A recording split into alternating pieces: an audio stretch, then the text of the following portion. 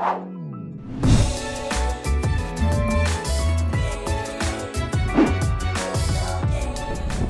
magandang araw mga kasama. Dito tayo ngayon sa MOA. So nangyari nga, tinambakan na tong mismong ano, yung mismong seaside mga bayan. Sabado ngayon, no? Yan po yung MOA ay. So siyempre Sabado, maraming mga tao ngayon. Pero yun na, umabot na yung tambak doon. Mga tinatakpan na tong, umabot na rito yung tambakan mga kababayan. So lalapitan natin maya maya. Ito yung tambak, ayan po yung Mount Samat. Kitang kita yung Mount Samat, oh. Pa rin mga barko rito ng China, nagtatambak ng buhangin. So lapitan natin kung ano yung view ron mga kasama. Tara, sama ka po kayo.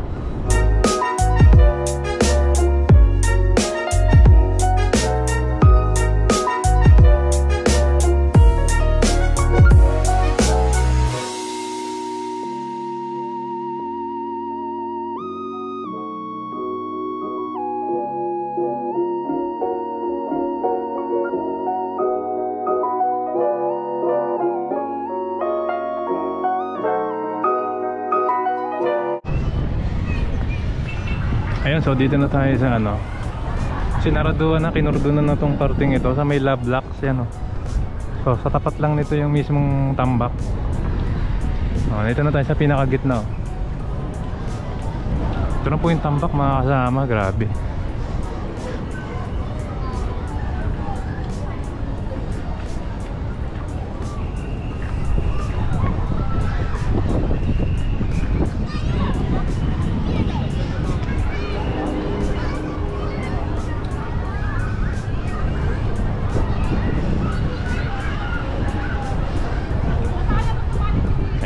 So ayun, no, tuloy-tuloy yung tambakan.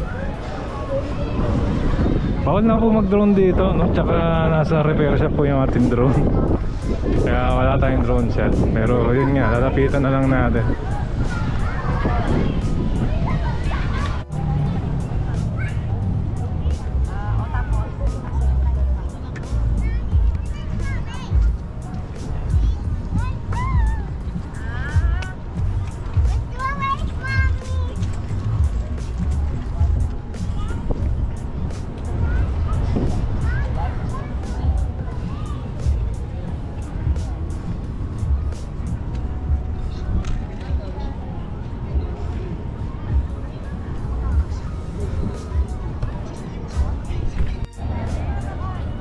Ayan, so dito na tayo sa mismong likod, no? SMC side yan.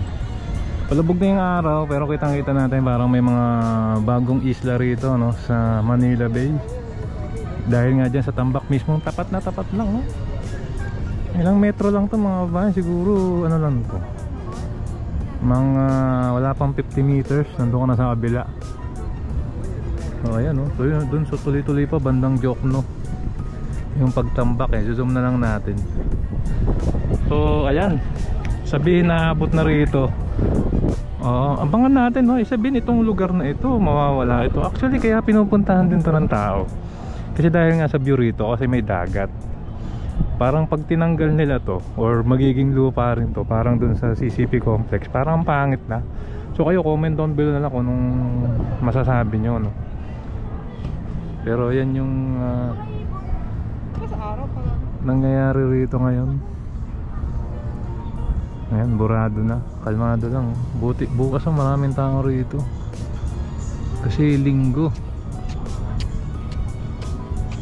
So siguro mag 2 years na yung reclamation dito ng SM, no?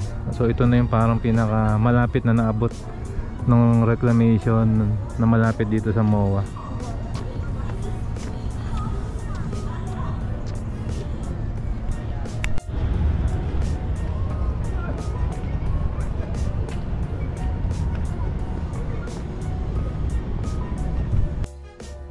So ito, malapit na tayo sa dulo. At yun nga yung kaganapan dito, no? Parang may panibagong isla rito sa MOA Seaside mga kababayan. Natakpan na yung sikat na sunset, oh. Ayan, oh. Hindi na makita mga kababayan. Nakaharang na itong mga tambak ng buhangin at lupa rito. So yun na yung kaganapan.